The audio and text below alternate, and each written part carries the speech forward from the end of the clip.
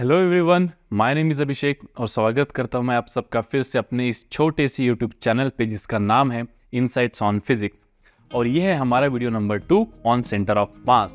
और आज की वीडियो लेक्चर में हम देखने जा रहे हैं what is the centre of mass of N particle system, discrete N particle system. जैसे पिछले हमने डिस्कस किया था कि जो हमारे सिस्टम ऑफ पार्टिकल्स होते हैं, फिर जो सिस्टम होता है जिसका हमें सेंटर ऑफ मास निकालना होता है, वो दो तरह के होते हैं। एक होता है हमारा डिस्क्रीट सिस्टम, एक होता है हमारा कॉन्टिन्यूअस सिस्टम।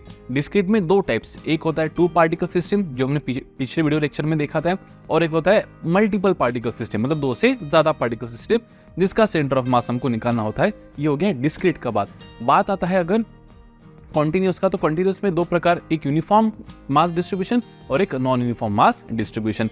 और मास डिस्ट्रीब्यूशन भी बेटा फिर तीन प्रकार के होते हैं, एक linear mass density, areal mass density और वॉल्यूमेट्रिक मास डेंसिटी। चलो यहाँ पे क्या डिस्कस करना है, जल्दी से हम वीडियो को शुरुआत करते हैं ताकि आपको ये सभी चीजें कॉन्सेप्ट द्वारा वीडियो में ही पता चले। So without wasting much of your time, let's start with the second small topic, that is centre of mass of N particle system.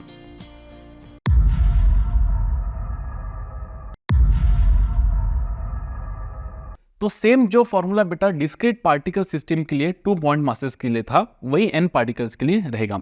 मैं यहां पे लिख देता हूं हेडिंग में कि centre of mass of N particle system, N particle system.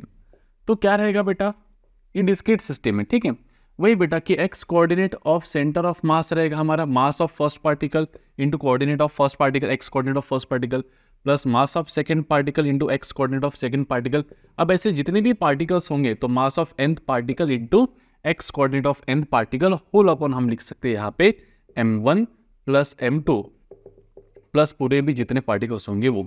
तो इसी को हम क्या लिख सकते हैं बेटा कि summation of mi xi upon summation of all the particles of the mass. मान लो कि जिस मास का, जिस ऑब्जेक्ट का आपको सेंटर ऑफ मास निकालना है वो n नंबर ऑफ पार्टिकल्स से बना होगा, तो सभी पार्टिकल्स का मास मतलब क्या, उस ऑब्जेक्ट का मास। तो सीधा सीधा मैं यहाँ पे लिख देता हूँ बेटा capital M from i is equals to 1, यहाँ पे हम लिख सकते हैं अप टू n। वैसे ही what will be the y coordinate of centre of mass, वही बेटा दो के लिए क्या था, सिर्फ हम दो लिखते थे, अभी n पार्टिकल्स है तो ज्यादा लिख लेंगे। तो m1 y1 plus m2 y2 up to so on, add कर देंगे बेटा यहाँ पे mn yn whole divide by, क्या लिख देंगे बेटा यहाँ पे m1 प्लस m2 प्लस क्या लिख देंगे बेटा यहाँ पे mn इज इक्वल्स टू, क्या लिखेंगे बेटा यहाँ पे summation of i is equals to 1 up to n, क्या लिखेंगे बेटा mi yi whole divide by mass m। खत्म। वैसे अगर मुझे z कोऑर्डिनेट निकालना रहा सेंटर ऑफ मास का, तो वही फॉर्मूला बेटा m1 z1 प्लस बोलो, आप ही बोल सकते हैं भी m2 z2, शाबाश। अब टू लिख देंगे यहाँ पे, क्या लिख देंगे बेटा mn zn whole divide by, क्या लिख सकते हैं यहाँ पे नीचे अपन m1 plus m2 up to mn। मतलब ही हम इसको लिख सकते हैं बेटा कि summation of mi zi from i to n upon mass of particle. अब जैसे मुझे मान लो x, y और z कोऑर्डिनेट ये इंडिपेंडेंटली नहीं निकालना है, मुझे डायरेक्ट पोजीशन वेक्टर ही बताना है, तो क्या मैं सीधा सीधा ऐसा लिख सकता हूँ बेटा कि r coordinate of centre of mass will be is equals to, क्या लिखेंगे बेटा m1 r1 bar plus m2 r2 bar plus last में लिख देंगे बेटा mn rn bar, where r1 r2 up to rn are the position vector of the first, second and last particle तक का, add कर देंगे यहाँ पे इक्वल्स टू mn। तो इसी को हम लिख सकते हैं बेटा यहाँ पे summation of i is equals to 1 up to n, क्या लिखेंगे बेटा mi ri whole divide by mass of n particle. तो इससे आपको इंडिविजुअली x y z निकालने की जरूरत नहीं, सीधा सीधा आपको यहाँ से क्या मिल जाएगा बेटा पोजीशन वेक्टर, x कोऑर्डिनेट भी, y कोऑर्डिनेट भी, z कोऑर्डिनेट भी। बस आप ये जो x1 y1 z1 x2 y2 z2 या फिर r की जो वैल्यू सब्स्टिट्यूट करोगे बेटा इस फॉर्मूला में, वो हमेशा किसी एक पॉइंट से आप गिनोगे and that point is called as reference point, that point is called as reference point. चलिए एग्जांपल के तौर पर एक बढ़िया से यहाँ पे एग्जांपल ले लेते हैं हम, ठीक है। ये फॉर्मूला फास्ट में आप नोट कर लीजिए, centre of mass of N particle system के बेसिक फॉर्मूलेस, कोई ज्यादा दम नहीं है। अगर आपने पहला वाला वीडियो देख ही लिया होगा तो उसमें बस हमने कुछ टर्म्स और ऐड कर दिया, दैट्स इट, खत्म। चलिए एक एक न्यूमेरिकल से हम यहाँ पे स्टार्ट करते हैं बेसिक से। चलो पहला न्यूमेरिकल क्या रहेगा हमारा, एकदम सिंपल ले लेते ताकि आपको बस अंडरस्टैंडिंग आ जाए कि चीज़ें कैसे वर्क कर रही है। एक हम ऐसा स्क्वायर मान लेते, ठीक है, जिसके 4 एंड्स पे हमने सेम मास के 4 पार्टिकल्स को रख दिया है। ये भी मास m, ये भी मास m, ये भी मास m और ये भी हो जाएगा हमारा मास m। और ये क्या है बेटा हमारा, ये है हमारा स्क्वायर ऑफ साइड a, जिसका साइड कितना है a है। अब मैं आपको पूछ रहा हूं कि बताइए ये जो ये मासलेस है, ये जो लाइन है ना, ये लाइन है, रिप्रेजेंटेशन है बस कि ये स्क्वायर है करके, ठीक है, डॉटेड लाइन से, ये कुछ नहीं इसमें, ठीक है, ये बस क्या है बेटा, एक तरह का रिप्रेजेंटेशन है। अब मुझे यहाँ पे बताइए कि विदाउट स्टडिंग फिजिक्स भी आप बता सकते हैं कि इन चारों पार्टिकल अगर मास सेम है तो सभी का सेंटर ऑफ मास कहाँ आएगा बेटा, जहाँ पे इसके डायगोनल्स मीट कर रहे हैं, मतलब कहीं तो भी यहाँ पे आ जाएगा। अगर इसका साइड ए होगा तो ये हो जाएगा a/2, ये हो जाएगा हमारा a/2, एक्स कोऑर्डिनेट हो जाएगा हमारा a/2। मान लो मैं इस मास को पकड़ ले रहा हूँ बेटा रेफरेंस या फिर ओरिजिन, इसको अपन पकड़ लेते हैं ओरिजिन, तो दिस हैपन्स टू बी और कौन सा कोऑर्डिनेट, ये कौन सा कोऑर्डिनेट हो जाएगा हमारा, बताइए, ये कोऑर्डिनेट हो जाएगा बेटा हमारा एक्स कोऑर्डिनेट। और ये वाला कोऑर्डिनेट कौन सा हो जाएगा बेटा, this happens to be our y coordinate. तो ये वाला हो जाएगा बेटा हमारा ओरिजिन, दैट इज 0,0। अब देखिए ये जो मास है इसको अपन नाम भी दे देते, जैसे मान लो इसको नाम देंगे अपन A, B, है ना, C, और इसको नाम देते हैं D। तो देखो मास m के कोऑर्डिनेट्स क्या हो जाएंगे बेटा, अगर आपने इसको चूज किया है रेफरेंस ओरिजिन, मतलब जो कुछ होगा वो यही से होगा, तो 0 0। B का क्या हो जाएगा बेटा, x कोऑर्डिनेट क्या है हमारा A, y कोऑर्डिनेट क्या है 0। क्यों सर A, क्योंकि साइड कितना है बेटा इसका A है, तो यहाँ से x कोऑर्डिनेट कितना होगा A और y क्या होगा 0। इसका कोऑर्डिनेट क्या होगा बेटा, देखो A, A, मतलब x कोऑर्डिनेट भी A है, y कोऑर्डिनेट भी A है, और इसका कोऑर्डिनेट क्या होगा बेटा D का, ये हो जाएगा 0, A, मतलब x कोऑर्डिनेट 0 है और y कोऑर्डिनेट क्या है हमारा A। तो चारों के कोऑर्डिनेट्स मैंने लिख दिए, x1 y1 A के इसलिए, x2 y2 B के इसलिए, x3 y3 C के इसलिए, x4 y4 D के है इसलिए। अब यहाँ पे पुट करेंगे अपन फॉर्मूला, यहाँ पे इसका सेंटर ऑफ मास कहा जाएगा बेटा, यहाँ पे कहीं तो भी आ जाएगा पॉइंट O पे, जिसके कोऑर्डिनेट्स होंगे a/2, a/2। अब ये तो विदाउट फिजिक्स भी हम बता सकते हैं, लेकिन चलो पहले अपन फॉर्मूले से वेरीफाई करके देखते हैं कि जो चीज़ें अपन ने पढ़ी हैं वो सत्य है या गलत है। तो सबसे पहले अपन देखेंगे बेटा, मैं यहाँ पे लिख देता हूँ मास पॉइंट लिख देता हूँ, point A, point B, point C, point D। पहला वाला शानदार करेंगे, बाद में डायरेक्ट कर सकते हैं अपन। इसका मास कितना है बेटा, m है, इसका भी मास m, इसका भी मास m, इसका भी मास m। इसका एक कोऑर्डिनेट देखो क्या है 0, y 0। B का क्या है बेटा A, 0। C का क्या है देखो बेटा A, A, इसका है 0, A। तो इसका पोजीशन वेक्टर हो जाएगा बेटा 0i cap plus 0j cap, इसका है ai cap plus 0j cap, इसका ai cap plus aj cap, इसका r4 हो जाएगा 0i cap plus 0aj cap, ठीक है। चलिए सबसे पहले अपन निकालते हैं बेटा x coordinate of centre of mass. क्या रहेगा x coordinate of centre of मास, अब 4 पार्टिकल इसलिए m1 x1 प्लस क्या लिख देंगे m2 x2 प्लस क्या लिख देंगे बेटा m3 x3 प्लस लिख देंगे बेटा m4 x4 whole divide by क्या कर देंगे इसको, देखो m1 plus m2 plus m3 plus m4। So what will B x coordinate of centre of मास, देखो m1 कितना है m, x कोऑर्डिनेट है 0, x कोऑर्डिनेट है उसका 0। m2 कितना है देखो m, x कोऑर्डिनेट है a। m3 कितना है, m3 कितना है बेटा m, x कोऑर्डिनेट है a। और m4 भी कितना है बेटा m, x कोऑर्डिनेट है 0। होल अपॉन क्या लिख देंगे यहाँ पे अपन m1 plus m2 plus m3 plus m4, मतलब m plus m plus m plus m। सो x कोऑर्डिनेट हो जाएगा भाई साहब नहीं 0, ma तो 2ma अपॉन 4m, m से m कैंसल, आंसर हो जाएगा 2 1 जार 2 2 जार, आंसर हो जाएगा बेटा a/2। Similarly, what will be y coordinate of center of mass? It will be m1 y1 plus m2 y2 plus m3 y3 plus m4 y4 whole divided by क्या लिखेंगे बेटा m1 plus m2 plus m3 plus m4। So what will be y coordinate of center of mass, देखो mass of first particle क्या है बेटा m, y coordinate क्या है y1 0, second का भी m, y कोऑर्डिनेट क्या है देखो 0 ही है सेकेंड का, थर्ड और फोर्थ का a है, तो लिख देंगे m3 into y3 plus m4 into y4 whole upon बेटा m plus m plus m plus m। क्या लिख देंगे यहाँ पे, y coordinate of centre of mass. क्या हो जाएगा, y coordinate of centre of mass 0 plus 0 plus वापस कितना हो जाएगा 2ma whole divide bye 4m। तो ये हो जाएगा बेटा हमारा क्या, वापस से a/2। So what is the centre of mass के coordinates, the coordinates of centre of mass क्या हो जाएगा बेटा, कोऑर्डिनेट्स ये हो जाएंगे हमारे a/2 a/2। That's it. अब सर इतना करने की जरूरत नहीं थी, आप सीधा सीधा x coordinate of centre of mass के फॉर्मूले से, मतलब किससे बेटा, RCM से भी कार्यक्रम कर सकते थे। कैसे बेटा, m1 r1 plus m2 r2 plus m3 r3 plus m4 r4 whole divide by, क्या लिख देंगे यहाँ पे बेटा, m1 plus m2 plus m3 plus m4। तो r coordinate of centre of मास यहाँ पे हो जाएगा, देखो m1 क्या है बेटा m, r कोऑर्डिनेट क्या है 0i cap plus 0j cap r1।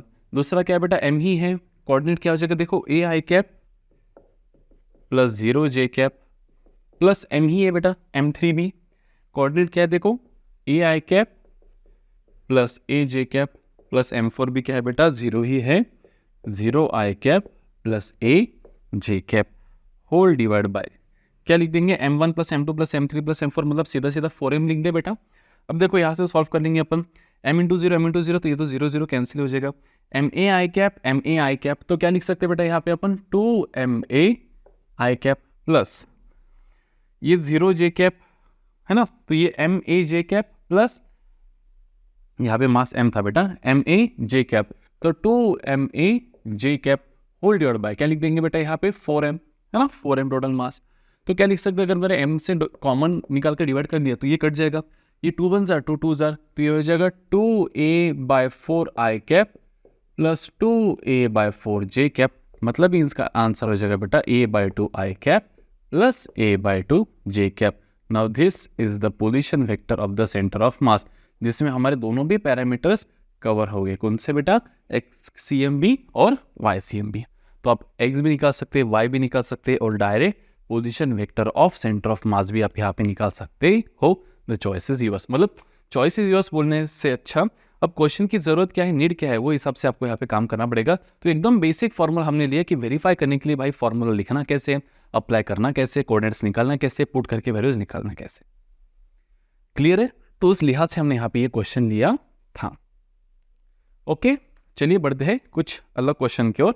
अब देखो थोड़ा गौर करो, यही पे अपन थोड़ा समझने की कोशिश करते हैं। मान लो अगर मैंने यहाँ पे अगर मैंने ओरिजिन इसको ना लेते हुए इसी को ले लिया होता, इसको, तो इसके कोऑर्डिनेट्स देखो क्या होते। थोड़ा गौर करके देखो, यहीं पे मैनिपुलेट कर लेते चीजों को, है ना। आप ट्राई करके देखना इसको घर पे। अगर मैंने इसको ले लिया होता बेटा, ओरिजिन इसको ले लिया होता, तो ए के कोऑर्डिनेट्स क्या होते बताओ। ए के कोऑर्डिनेट्स होते सर यहाँ से ए के कोऑर्डिनेट्स, मतलब देखो फोर्थ कोऑर्डिनेट थर्ड कोऑर्डिनेट में आ रहा है, तो यहाँ पे ये ओरिजिन है बेटा, तो यहाँ से कितना नीचे जाना है -a/2 तो ए के कोऑर्डिनेट्स होते हैं बेटा -a/2 कैसे सर, ये ओरिजिन है ना और ये पूरा ए है, तो ये हाफ हो जाएगा बेटा, तो ये a/2 निगेटिव, y भी निगेटिव, सॉरी x भी निगेटिव, y भी निगेटिव। b के कोऑर्डिनेट्स क्या होते हैं देखो, ये ओरिजिन है तो x a/2 और y -a/2, तो यहाँ पे लिख देते हैं अपन बेटा b के कोऑर्डिनेट्स, x क्या होता है बेटा पॉजिटिव a/2 और इसका होता है नेगेटिव, इसका क्या होता है negative a/2 y coordinate. c के देखो कोऑर्डिनेट्स क्या होते हैं, c के बेटा +a/2 तो यहाँ पे लिख देते हैं अपन a/2 a/2 और देखो d के कोऑर्डिनेट्स क्या होते हैं बेटा, d की इसके x नेगेटिव मतलब -a/2 और y पॉजिटिव मतलब a/2, तो यहाँ पे लिख देते हैं बेटा -a/2 a/2, दैट्स इट, खत्म। सो दिस अगर आपने ये वैल्यूज भी यहाँ पे पुट किया तो पता है आपका आंसर क्या आ जाएगा यहाँ पे x और y का 0। क्यों पता है, क्योंकि आपने ओरिजिन ये लिया और सेंटर ऑफ मास भी वही लाइक कर रहा है, तो आपको जो x और y के आंसर्स आते हैं बेटा वो कहाँ से आते हैं, जो रेफरेंस पॉइंट हमने कंसिडर किया। जैसे यहाँ पे आपका x और y का आंसर क्या है a/2 मतलब यहाँ से सेंटर ऑफ मास a/2 और a/2 मतलब यहाँ पे है, क्योंकि रेफरेंस हमारा ये था। अब हमने रेफरेंस से कुछ सेंटर ऑफ मास ले लिया, तो भाई साहब आंसर क्या आएगा, एक्सएम वाईसीएम का 0, आरसीएम क्या आ जाएगा 0a क्या प्लस 0j क्या। इसका अर्थ क्या है कि अगर आपने रेफरेंस चेंज किया तो आपके कोऑर्डिनेट्स चेंज होंगे, लेकिन जो लोकेशन है सेंटर ऑफ मास का वो चेंज नहीं होगा, वो तो वही रहेगा।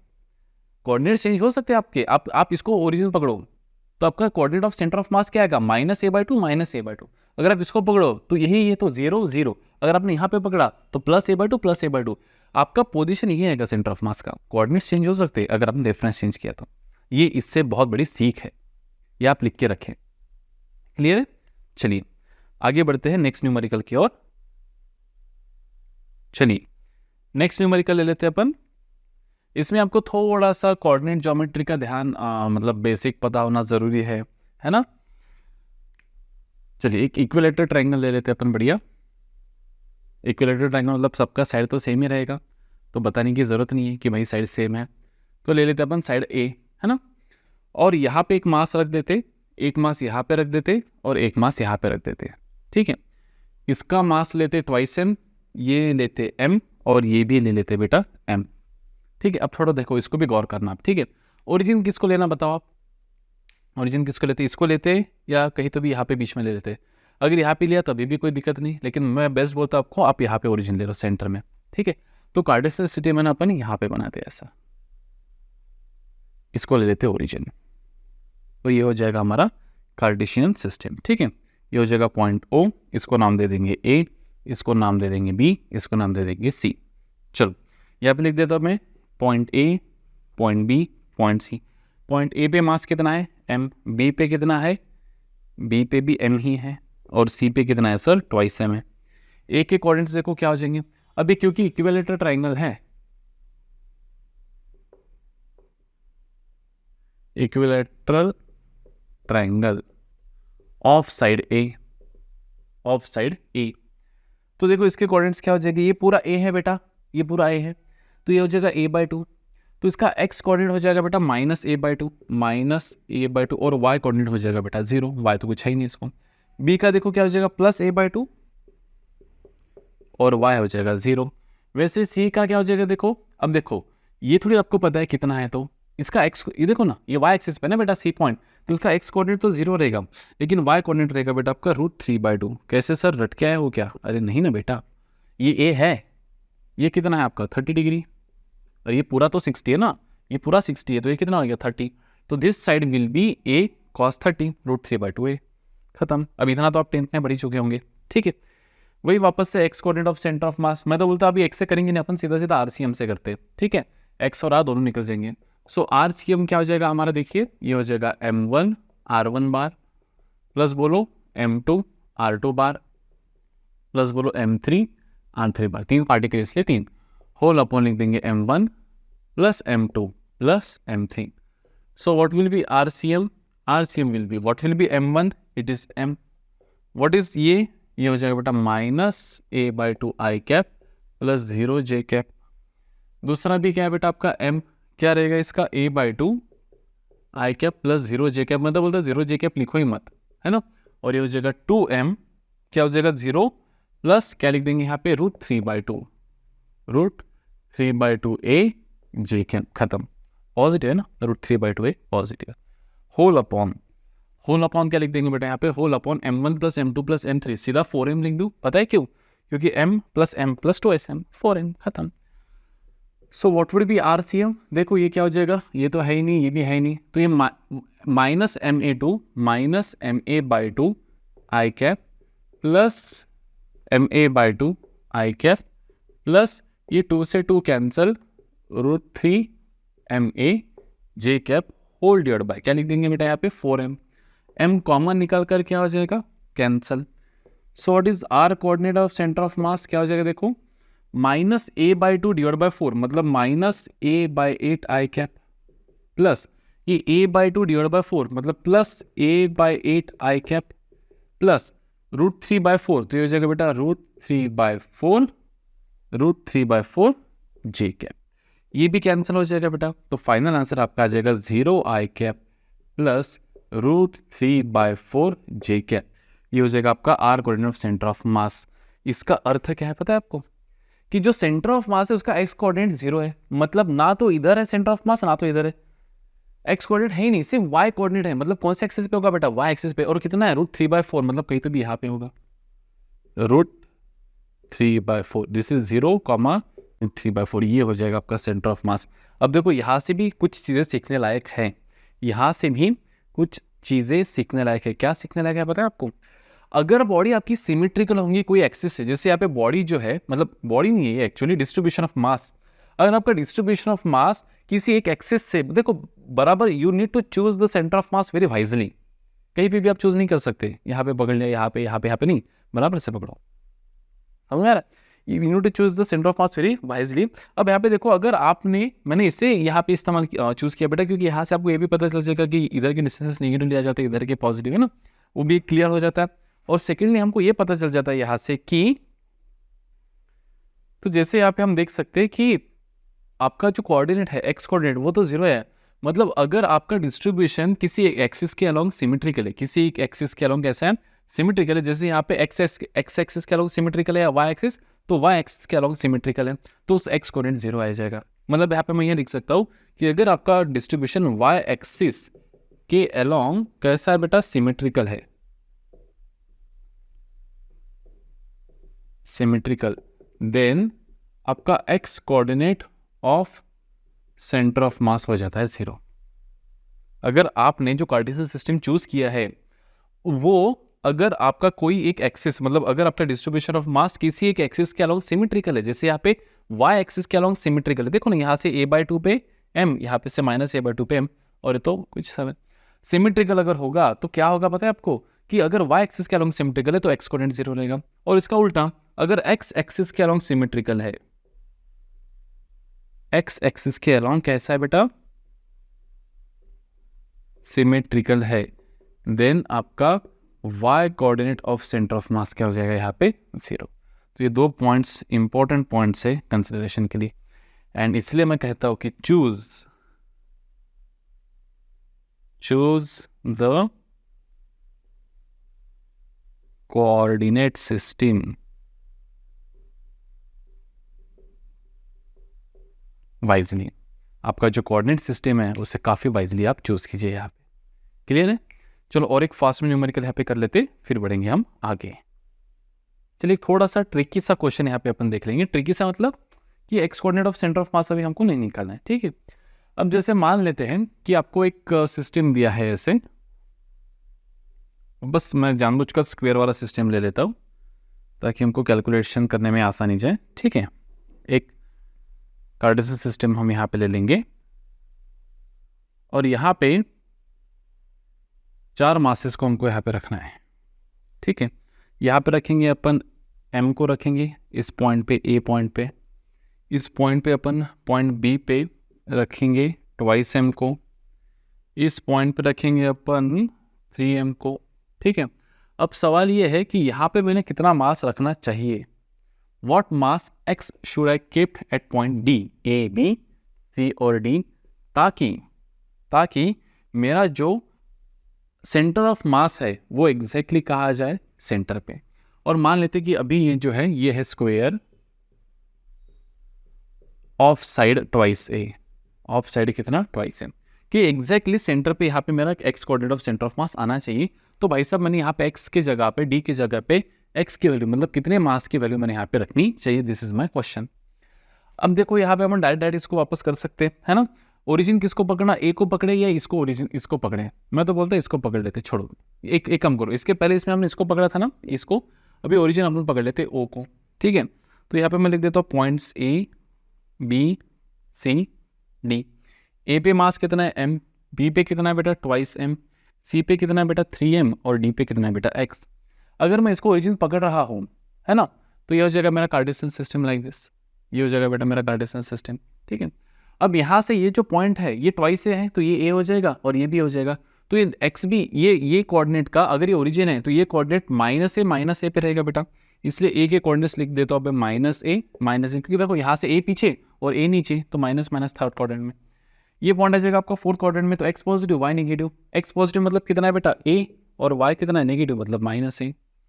ये पॉइंट देखो बेटा 3m वाला, इसका x भी पॉजिटिव और y भी पॉजिटिव बेटा, और इसका बेटा x क्या हो जाएगा आपका नेगेटिव और y क्या हो जाएगा पॉजिटिव, खत्म।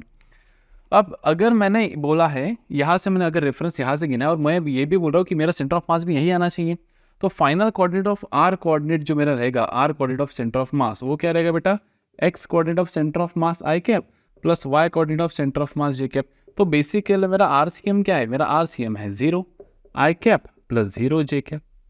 अब वही formula, what is the formula of RCM?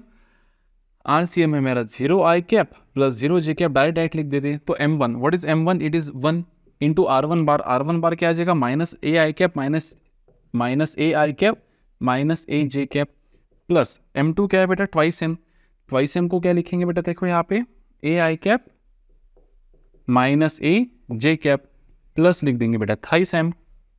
क्या लिखेंगे यहाँ पे? A i cap plus a j cap plus लिख देंगे बेटा x इंटू क्या लिखेंगे यहाँ पे? Minus a i cap plus a j cap and whole divide by क्या लिख देंगे बेटा यहाँ पे? m plus twice m plus thrice m plus x, मतलब सीधा सीधा 6m plus x, 6m plus x। अब मैंने हमेशा mm ही लिखा है, आप kg भी ले सकते हो, ऐसा कोई दिक्कत नहीं है, ठीक है। चलो तो क्या लिख देंगे बेटा यहाँ पे? देखो 0 i cap plus 0 j cap is equal to minus m a i cap, है ना, minus m a i cap minus m a j cap plus 2m a i cap minus 2m a j cap plus 3m a i cap plus 3m a j cap minus a x i cap plus a x j cap whole divide by, काफी बड़ा whole divide bye आ रहा है, whole divide by क्या लिखेंगे बेटा? 6m plus x, 6m plus x. चलिए इसको solve कर लेते, इसको क्या कर लेते? सॉल्व, ठीक है।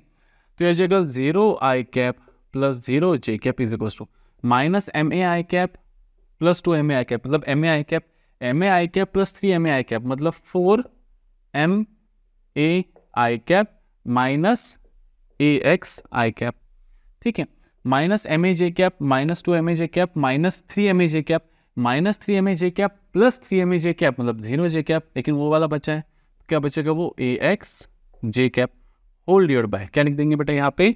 6m प्लस एक्स, खत्म। अब देखो अगर आप गौर से देखें तो मैं इसको लिख सकता हूँ o i cap 0 i cap plus 0 j cap is 4ma minus a x of i cap plus a x of j cap whole divide by क्या लिखेंगे यहाँ पे? 6m plus x.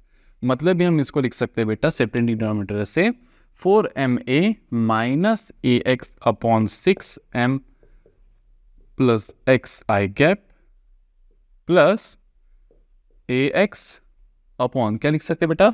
6m plus x of j cap. अब देखो अगर ये i cap this is equal to वो है तो this term is symbolising this term. अगर हम इक्वेट करें तो क्या मिलेगा हमको यहाँ पे? क्या मिलेगा हमको यहाँ पे? 4ma minus a x upon 6m plus x is equal to 0, मतलब भी 4ma minus a x is equal to 0, मतलब भी 4ma इज इक्वल टू क्या बेटा? ए एक्स, मतलब भी मेरी x की वैल्यू क्या आ जाएंगे यहाँ पे? 4m। अब x की वैल्यू 4m है, मतलब ही क्या बेटा कि मास कितना होगा? वो 4m। आप वहाँ से क्रॉस वेरीफाई भी कर सकते हो।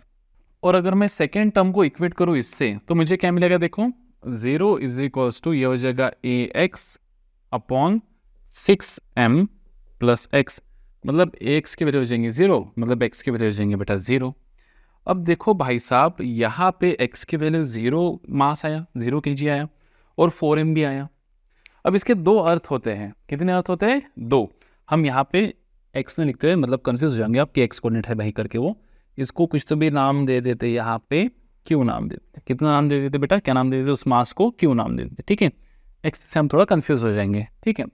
अब मुझे बताइए यहाँ पे दो अलग अलग मास तो हम रख नहीं सकते, लेकिन यहाँ से एक चीज़ समझने लायक है हमारे लिए। मतलब जो क्वेश्चन हमने फ्रेम किया था कि यहाँ पे ऐसा हम कौन सा मास रखे कि जिसके वजह से यहाँ पे हम ऐसा कौन सा मास रखे कि जिसके वजह से क्या होगा बेटा? सेंटर ऑफ मास कहाँ लाई करेगा? ओरिजिन पे लाई, मतलब यहाँ पे लाई करेगा। तो देखिए ऐसा कुछ है ही नहीं।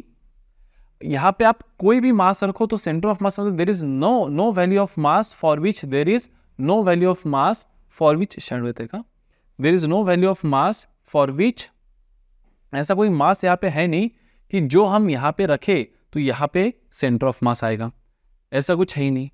तो फिर ये दो आंसर्स क्या सिंबलाइज कर रहे हैं यहाँ पे? ये सिंबलाइज कर रहे हैं सर कि अगर देखो यहाँ से बहुत इंपॉर्टेंट पॉइंट निकल के आता है। क्या सिंबलाइज कर रहे हैं कि अगर आप यहाँ पे मास रख दे 4m, कितना रख दे मास? 4m, तो 4m आपका वैल्यू कब आया बेटा, जब आपने x coordinate equals to 0 put किया। अब x कोऑर्डिनेट 0 पुट किया, इसका अर्थ क्या है बेटा कि x कोऑर्डिनेट 0 है मतलब आपका y coordinate of centre of mass non zero रहेगा, x 0 है मतलब y नॉन जीरो रहेगा, x 0 है मतलब y करेगा नॉन जीरो। तो देखो अगर आपने यहाँ पे 4m पुट किया तो आपका x coordinate of centre of mass मतलब यहाँ से ना इधर सेंटर ऑफ मास आएगा ना इधर आएगा, एग्जैक्टली x पे आएगा ही नहीं, x इक्वल्स टू क्या रहेगा 0, लेकिन y क्या रहेगा आपका नॉन जीरो। अभी हम प्रूव भी कर सकते हैं, देखो कैसे, अगर आप इस फिगर को गौर से देखो तो देखो x के नीचे कितना मास है 3m और ऊपर कितना है बेटा 7m, और y के इधर देखो कितना है बेटा 5m और इधर m प्लस 4m कितना हो जाएगा 5m। इसका अर्थ क्या है कि मासेस जो है वो ये एक्सिस के अलोंग कैसे डिस्ट्रीब्यूटेड सिमेट्रिकली, मतलब यहाँ से डिस्टेंस a पे, यहाँ से भी डिस्टेंस a पे 3m है, यहाँ से भी डिस्टेंस a पे 2m है, मतलब एक्चुअली अगर मैं इसको बोलूँ तो यहाँ से इस एक्सिस से डिस्टेंस a पे टोटल 5m है और वही एक्सिस से इधर डिस्टेंस a पे 5m है, मतलब डिस्ट्रीब्यूशन ऑफ मास जो है वो इस एक्सिस के अलोंग कैसे सिमेट्रिकल है। अब अगर y एक्सिस के along distribution of mass symmetrical है तो x कोऑर्डिनेट क्या रहेगा 0। तो देखो जब मैंने x कोऑर्डिनेट 0 सब्स्टिट्यूट किया तो जो मास मुझे मिला वो है 4m, मतलब जब मैं यहाँ 4m रखूंगा तो मेरा जो सेंटर ऑफ मास आएगा उसका x कोऑर्डिनेट 0 रहेगा, तो y कोऑर्डिनेट कुछ तो रहेगा, है ना। अब जैसे आप 4m पुट करें यहाँ पे p की जगह, अगर आप 4m पुट करें तो आपको y कोऑर्डिनेट मिल जाएगा जो कुछ आना है वो, ठीक है। देखो मैं पुट भी करके बताता हूँ आपको क्या आंसर आएगा। अगर y की बात करें तो नीचे क्या है बेटा 3m और ऊपर क्या है 7m, मतलब कुछ भी करके आंसर जो y का आएगा ये इसके ऊपर आएगा थोड़ा। देखो पुट करके देखते हैं, y coordinate of centre of मास ये आया था ना हमारा, तो अगर मैं यहाँ पे पुट करूँ a इंटू ये तो x का वैल्यू मतलब हमारा किसका वैल्यू q का, तो ये जगह 4am upon 6m plus 4m, मतलब कितना हो जाएगा बेटा 6m प्लस 4m कितना हो जाएगा, ये हमारा 10m, कितना हो जाएगा 10m।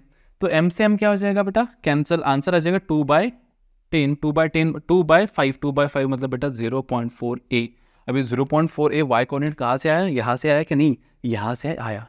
अगर centre of mass y axis पे इससे नीचे आता तो आंसर माइनस में आता, मतलब अगर आपने यहाँ पे मास 4m पुट किया तो आपका x कोऑर्डिनेट 0 रहेगा ऑफ सेंटर ऑफ मास, और y कोऑर्डिनेट जो रहेगा वो क्या रहेगा बेटा, क्योंकि इसके ऊपर मास ज्यादा है 7m इससे, तो इससे ऊपर रहेगा, तो कितना ऊपर रहेगा बेटा 0.4a, मतलब यहाँ से a प्लस कितना a प्लस 2/5 मतलब 7/5 है, सीधा सीधा यहाँ से 7/5 यहाँ पे रहेगा।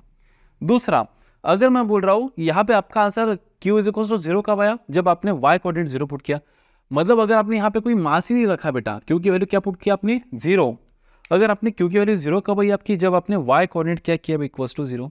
इसका अर्थ y कोऑर्डिनेट 0 मतलब बॉडी सिमेट्रिकल अबाउट कौन सा एक्सिस होगा, x एक्सिस। तो देखो x एक्सिस से a डिस्टेंस पे, नीचे a डिस्टेंस पे मास 3m है और ऊपर a डिस्टेंस पे मास 3m है, तो symmetrical about distribution symmetrical about कौन सा एक्सिस हो गया बेटा x एक्सिस, तो y कोऑर्डिनेट आपका 0 आ जाएगा। तो देखो जब आपने y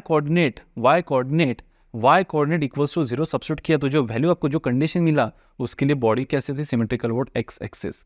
तो आपका जो अभी x coordinate of centre of mass रहेगा वो y कोऑर्डिनेट तो 0 रहेगा आपका x कोऑर्डिनेट जो सेंटर ऑफ मास का कोऑर्डिनेट आएगा वो ओनली एंड ओनली कौन सा कोऑर्डिनेट आएगा बेटा x कोऑर्डिनेट, और वो भी किधर आएगा ओरिजिन से इधर या इधर, वो देख लेते। यहाँ पे आपने कुछ पुट ही नहीं किया तो इधर देखो मास कितना है बेटा 5m है x कोऑर्डिनेट के, है ना, y कोऑर्डिनेट के इधर देखो मास कितना है 5m है, x कोऑर्डिनेट आने वाला है ना आपका, तो इधर देखो सिमेट्रिकल अबाउट कौन सा एक्सिस है ये x एक्सिस, तो देखो इधर मास कितना है बेटा 5m है और इधर कितना है m, तो कुछ भी करके आपका आंसर इधर आएगा, इधर x पॉजिटिव आएगा आपका। देखो पुट करके देखो x पॉजिटिव आएगा, मतलब ये है बेटा x कोऑर्डिनेट आपका, general equation of x coordinate क्या है 4m a minus a, x कितना है आपका 0 whole upon 6m plus x कितना है 0, तो ये 6m, तो आंसर आ जाएगा बेटा ये तो 0 ही हो गया, m से m कैंसिल, ये हो जाएगा बेटा 2/3 ऑफ a। 2/3 ऑफ a मतलब क्या कि यहाँ से 2/3 डिस्टेंस पे, मतलब ये डिस्टेंस हो जाएगा आपका इतना a प्लस ये कितना हो जाएगा बेटा आपका 2/3a, तो यहाँ से एक्चुअली ये कितने पे आ गया a प्लस 2/3 मतलब 5/3a, इतने डिस्टेंस पे आपका x coordinate of centre of मास आएगा अगर आपने यहाँ पे 0 मास पुट किया तो, मतलब y कोऑर्डिनेट आपका 0 रहेगा, है ना। तो देखो हमने क्वेश्चन क्या स्टार्ट करके किया था कि कौन सा वैल्यू हम यहाँ पे मास का पुट करें ताकि हमारा उस सेंटर ऑफ मास यहाँ पे आएगा, तो ऐसा वैल्यू ही नहीं है मास का कोई, इसका आंसर है नन, ऐसा कोई मास ही नहीं है जो हम यहाँ पे अगर पुट करें तो सेंटर ऑफ मास यहाँ पे बन जाए। हाँ अगर आप यहाँ पे ये पुट करते हो 4m तो आपका क्या हो जाएगा बेटा x coordinate of centre of mass क्या हो जाएगा 0, मतलब y कोऑर्डिनेट आएगा, और अगर आप यहाँ पे कुछ मास ही नहीं पुट करते हो तो आपका y coordinate of centre of मास हो जाएगा 0, x कोऑर्डिनेट कुछ तो आपका आएगा, और वो क्या आएगा वो भी मैंने यहाँ पे आपको निकाल के बताया। तो ये एकदम डीप न्यूमेरिकल है जो आपको एकदम बेसिक अंडरस्टैंडिंग, बेसिक नहीं मतलब जिसको अपन बोलते हैं ना कि एक matured understanding of the topic, ये आपको न्यूमेरिकल वो दे सकता है। क्लियर है बेटा? So this was all about centre of mass of N particle system. तो इस वीडियो में हम यहीं पे रुकते हैं। अगले वीडियो में हम पढ़ेंगे how to calculate the centre of mass. अभी ये जो जितने भी हमने पढ़े, पहला वीडियो और ये दूसरा वीडियो, इसमें हमने डिस्क्रीट मास सिस्टम पढ़ा बेटा। कौन सा mass system? Discrete mass system. अभी हम पढ़ने वाले हैं कौन सा मास सिस्टम बेटा? कॉन्टिन्यूअस मास सिस्टम वाला। तब तक आपको क्या करना है, नोट्स निकालते रहिए, पढ़ते रहिए और अपने लक्ष्य की और स्लो क्यों ना हो लेकिन आगे बढ़ते रहिए। मिलते हैं अगले इसमें, तब तक बाय।